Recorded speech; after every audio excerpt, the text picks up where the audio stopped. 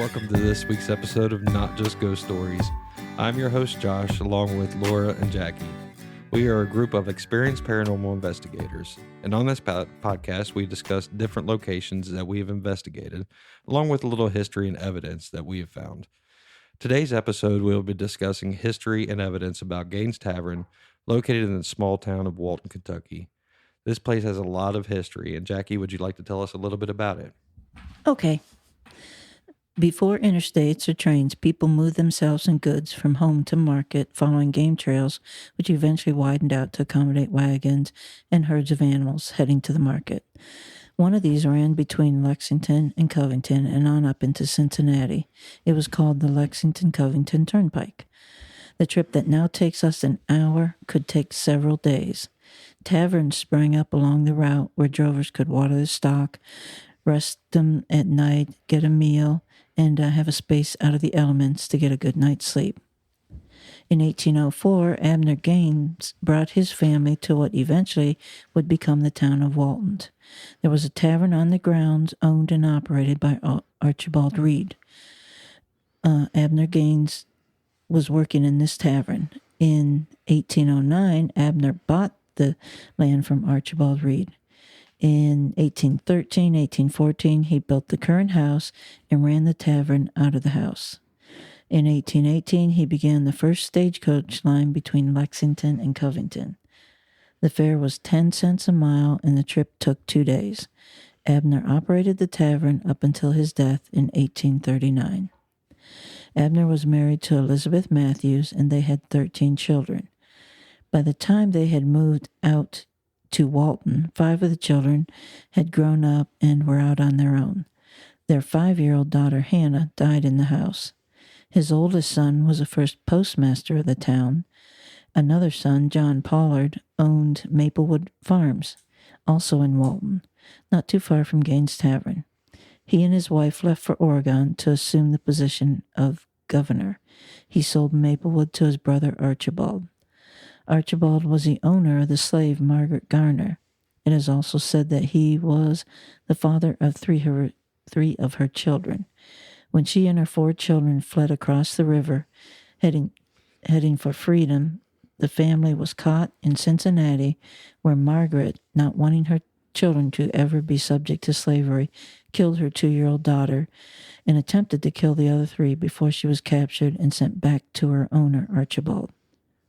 Upon Abner's death, the house and lands passed to his youngest daughter, Mildred, with the stipulation his wife Elizabeth could still reside there. Elizabeth moved to Maplewood Farms, where she stayed until her death in 1861. Mildred, upon her marriage, sold the house to her brother Archibald, and in 1869 he sold it out of the family to Harvey Hicks. The house passed through several owners. Robert F. and Attila Cleek owned it around 1880. John Galt Jr. in 1970 was the owner. Alan and Stephen Geraday bought the land in 1990, and currently the house is owned by the city of Walton. There were several deaths associated with the house. It is rumored that Benjamin Runyon shot himself in the upstairs bedroom. The ex-mayor of Covington, Judd Goodson, shot himself in the same bedroom. Lizzie Rice, sister-in-law to Robert Cleek, doused herself with coal oil and set herself on fire. The family heard her screams and put out the fire, but she was so badly burnt she passed away. Hugh Ingram, he was a toll house keeper, hung himself on the train trestle. Also, the town's hanging tree was located somewhere on the property. The Gaines family cemetery, once located on the property, was moved to make way for the railroad, but the slave cemetery is still on the property. Abner Gaines and his family were important to the founding of the town, once known as Gaines Crossing and now known as Walton. This is just a brief overview, but you can learn more by searching Gaines Tavern on the internet. All right, Jackie, thank you for the history of Gaines Tavern. Now we're going to get into the ghost hunting side of it. We've been to this place many times, and every single time it's always been something different. We've found stuff inside the house. There's a couple, different outhouses involved on that. along with the whole entire property that Walton now owns. What was your guys' first impression walking up to the house? Like we were being watched. I remember standing outside, and there's an attic, and the attic is in two parts, and in the middle of the part there is a window, and it just felt like somebody was up there in that window watching us. What about you, Laura? For me, I would say more like Jackie said, it's kind of open and you do feel like someone is watching. That is one of the claims, is people have saw someone standing in the window you're referring to. Me myself, I spent a lot of time looking at that window just waiting, and I didn't get to see it. I know I did get to see some type of shadow movement up in that top window, which was pretty cool to see. I mean, we had only been there for 15 minutes, just looking at the house, kind of figuring out what we were going to do from that second. Now entering the house, the very first time we just kind of walked into the house. I remember just kind of trying to get a feel, try to get our gut reactions. What do we feel in one room to the next room and everything else like that. Now, Jackie, you had a psychic go to that house also, correct? Yes. And what did she say about the house? Elizabeth Gaines is there and talks to the psychic. And every time the psychic goes there, Elizabeth asks her to remove her shoes as she comes in the house. So we decided to do a project like that, a little kind of experiment. All of us walked up to the house. Jackie, you had a recorder going, correct? Yes. And we each asked if we were allowed inside the house. We asked Elizabeth Gaines if we can come in and if we had to take off our shoes. You want to tell us what happened with that? Yeah. Like I said, I went in first, asked Elizabeth if I need to take off my shoes, and then I stepped off to the side and had each of you come in one by one. I had turned my recorder on. I had double checked to make sure that the little numbers are running, which meant that it was recording. Everybody came in, stopped, introduced themselves to Elizabeth, and asked if they had to take off their shoes. When I got home, that recording had disappeared. You can't record over. I have a digital recorder, and even if you stop and start, you're not going to record over the other recording. So I didn't record over the other recording, but that recording was gone. I will say that when you cross the threshold and, ask the questions as you stated, it does feel like you're being sized up. But I thought that feeling was coming more from the top of the stairs. There's a landing, and that's essentially what you're staring at when you walk in.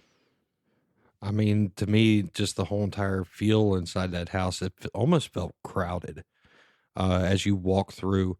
There was probably one area that I didn't feel really crowded in. That was at the very back toward the back stairs, which would be considered the slave stairs. That's where they went in up and down.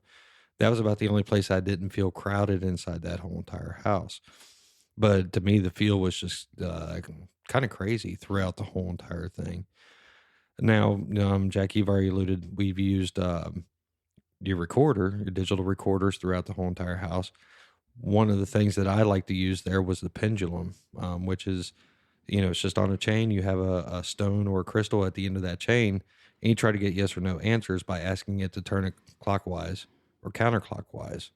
Laura, you were with me in what we called the green room when we were doing that. Do you remember the kind of stuff that we got off of that?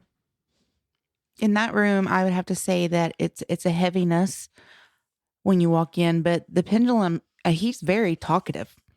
Yeah. So, at least one of them is. We did try to ask questions just to figure out who it was, and I myself never got a super clear answer on which person it was, but we did get the yes to, committed suicide in that room. Yeah, and we did that pendulum experiment a couple different times in that room. At one point, we were invited by the city of Walton to do a public hunt inside of Gaines Tavern, and I sat there with a group up in that room with a pendulum. It was almost like the pendulum was being pulled on and like grabbed, and it was really moving. And we were getting all kind of answers with just a group that had never done it before, which was really fun for us. What else, other kind of things did you guys have inside the house? We had, when we did our initial walkthrough, our, our private hunt, I kept picking up on my recording a woman humming. And I kept thinking it was Laura humming. I didn't know why she was humming, but I mean, it was me, Laura, and you, and I wasn't humming. And I believe, Laura, you picked it up in your recording and you thought I was humming. Correct. Yeah. Neither one of us was humming, but we have a woman humming. But when we get back to that, when I reviewed that evidence, we had the humming when I first listened to those different recordings of Laura's and yours. I went back to our recordings on Laura's side of it, and then humming is all of a sudden gone. I can't find it again. So do you think it might be going back toward, can they manipulate things on EVPs? I think so. I definitely think so. Otherwise, why would you not hear what they were saying but a recorder pick it up? They have to be manipulating it. So do you think once we hear something and then they say, well, we don't want them to hear it, do you think they can take it away? Or do they do it unknowingly? I mean, the theory is that EMFs either draw in spirits or spirits bring in a high EMF field. Well, a high EMF field, I would imagine, could affect our equipment. Yeah, that's true. I do know that I always carry around a K2 in most of the places that we go. We did get some K2 hits randomly throughout the house, and there is electric in the house. I will say that. But these K2 hits were very odd to me. They were in a bathroom where there was no electric, over top of a bathtub. I don't know if y'all remember that one. Yes. There was one over in like the middle of the bed, one on a dining room table when it was just sitting there. So we were getting some really random EMFs that were running throughout that whole entire place. Now, with that being said, we did other experiments there. We had cameras rolling. We always have our body cams and other things. What other experiments did we run in that house? Well, we did. We had a camera down in the basement. The basement is dirt floor, stone walls, not the nicest place, but and also there's a heavy smell of fuel oil, I guess you'd say. Mm-hmm. So I had a camera set up, and the camera was shooting into the basement, and it was shooting a wall, and of course you could see all around it and stuff. And there are no windows in the basement. The lights, we kept the lights off because we have our own flashlights and stuff. And that camera goes through a period where everything's fine. And all of a sudden it gets darker. You can't see any, I don't want to say you saw shadows moving, but that wall that I could always see, all of a sudden I can't see. It's darker. And then it lightened up. Like I say, there's no way that there's outside light coming in. There's no windows. Mm-hmm. And at that point, I had my flashlight off, and I was the only one down in the basement. So that was kind of interesting. Yeah. I mean, it was crazy stuff all over the place. Laura, I know in one of the outhouses, when we had talked to different historians, said at one point used to be used as a schoolroom. You had a lot of stuff happening outside in that area, particularly with one of the members of the family. Yes, the K2 meter was very active in there, very respondent directly to questions, and through just prompting them, we discovered that it was Archibald, who is, I don't think, was the nicest person alive, not the nicest person that's dead. But he has no problem telling you his opinion. Well, that's always good to get out of somebody, no matter what, I think. Yeah, and also, if you're sitting there in that building that was the schoolhouse, when you go in, there's like an attic area at the top. You can walk through it, but it's very small. When we were sitting downstairs, you could hear things moving up there that I'm not really for sure. They have like built-in cabinets up there. We even opened them all looking for a raccoon. Or a mouse or a Yeah, and squirrel or anything up there. I do remember that. We were there. I had the group. You guys were off with your group. And we had asked a question. I think it was like, did you want us to leave? And at that point, right then, the door came open. Now, we went and we checked the door, and the door did move by itself occasionally. But so I'm not going to say that was paranormal, but I mean, do you want us to leave? And the door came open as if it was saying, get the hell out. Yeah, and that was during one of our public ghost hunts that we had there. For me, I know in that schoolhouse outside is when we did deprivation. We did sensory deprivation.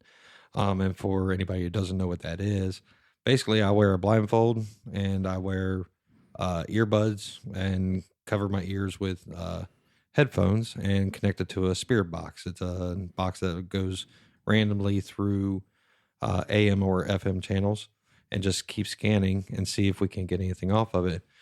So I decided to sit there with all of that, and we got all kinds of stuff off of that. I mean, I don't know what kind of questions you guys were asking, but I do know after we were done, you guys said, well, that answered a whole lot. So, doing stuff like that and actually getting answers back and forth was, for me, a really cool thing. And then even going into that, when we did the public hunt, we had somebody with us that said, I would be willing to try it. And he had never done it before. And we were actually getting answers out of him, just sitting there listening to it while he's doing the sensory deprivation. And that gentleman also answered the name as Archibald. Yeah. Yeah. So, I mean, that's how we started learning who we were talking to and everything else. Now going outside of the house and the outbuilding, now we're getting to the grounds. And these grounds, most of it is, I would say, wooded areas. I know that they've tried to clean up a lot, but we used a lot of dowsing rods out there. Jackie, you want to explain the dowsing rods? Yeah, but first I'd like to say that's a nice thing about Gaines. You're dealing with two different classes of spirits. Inside, you're going to run into the travelers or the Gaines family.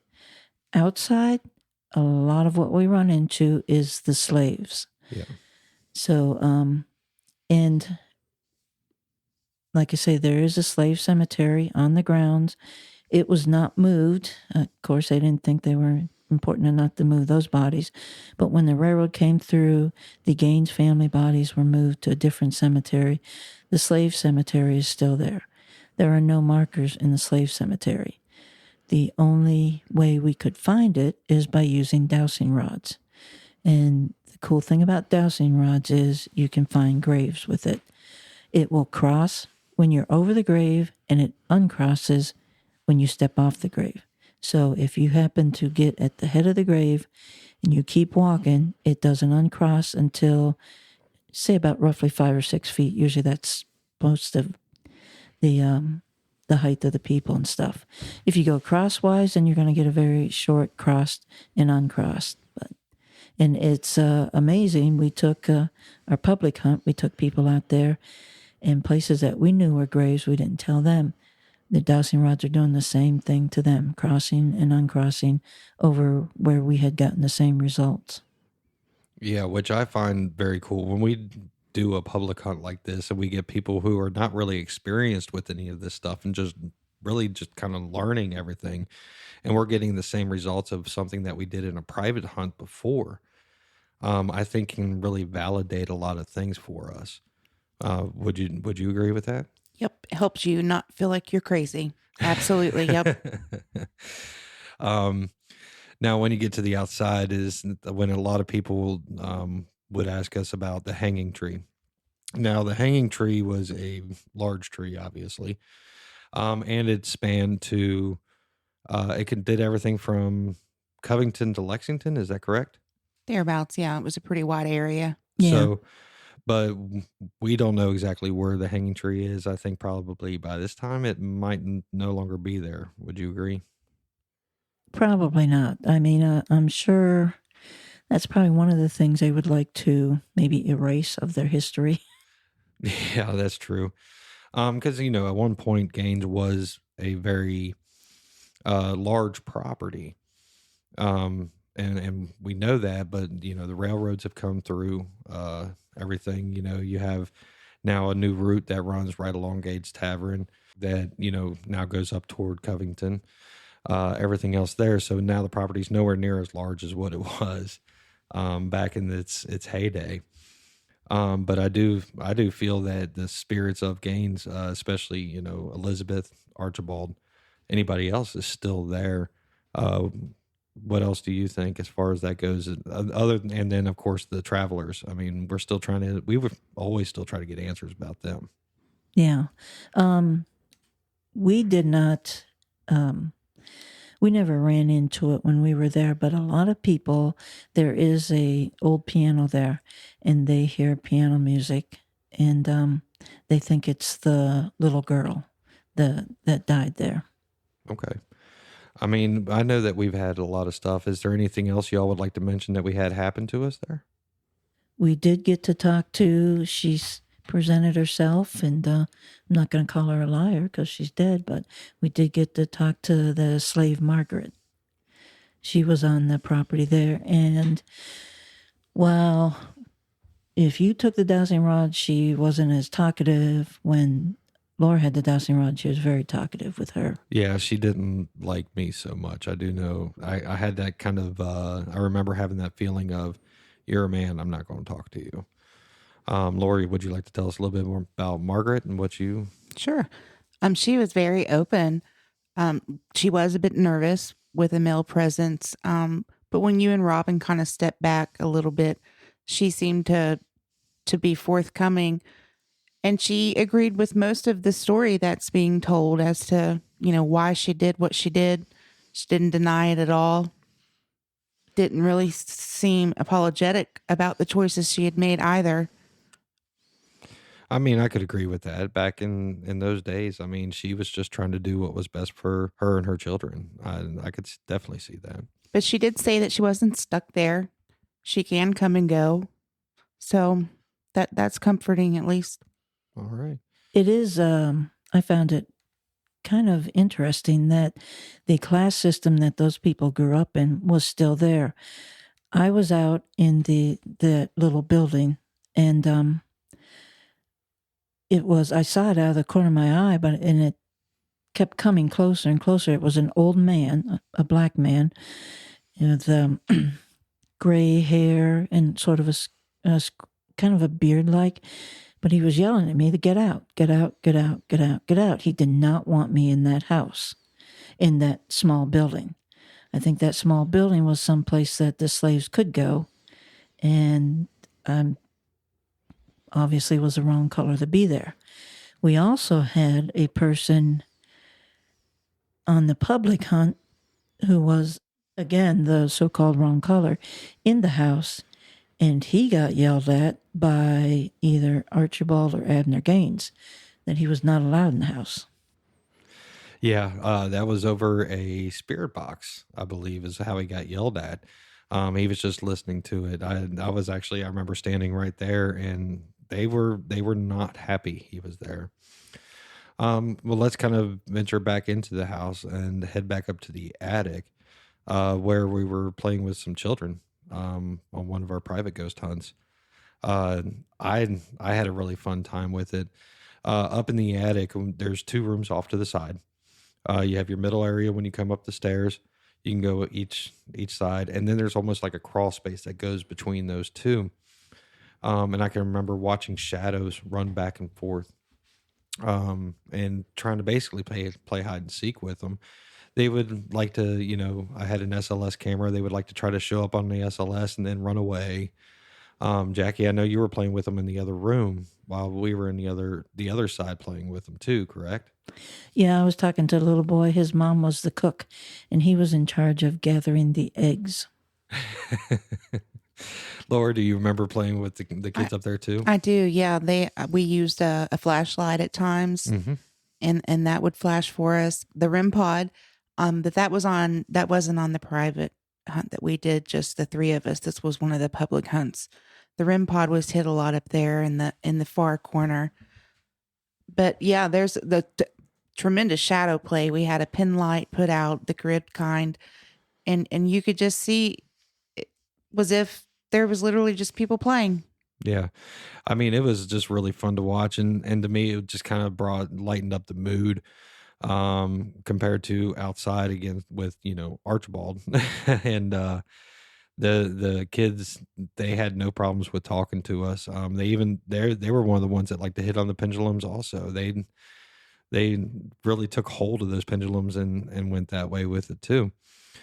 So with all of that being said, what's your other thoughts on the house? How do you guys feel about the ghost hunts? How good were they?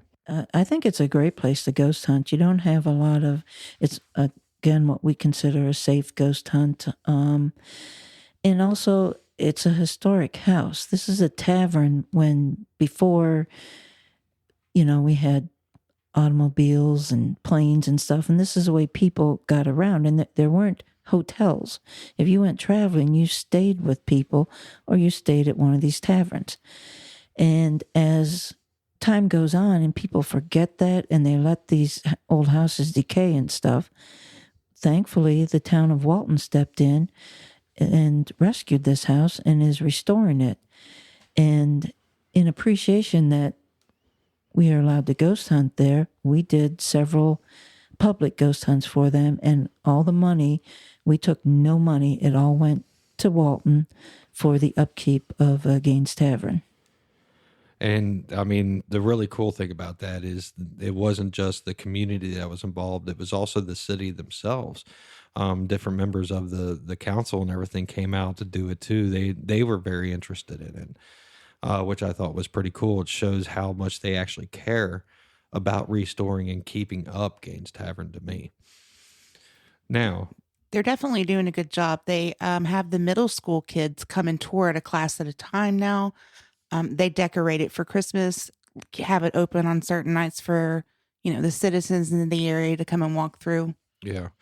And then, I mean, if you can't get in for a private or a public ghost hunt that they have now, you can go out there and just walk the grounds and, just watch the house. Things happen inside that house while you're outside of that house. Things happen on the grounds. Like I say, I took my granddaughter there, and she was talking to the old slave man outside. We never went in any of the buildings and stuff. And I mean, they were happy to have people to converse with.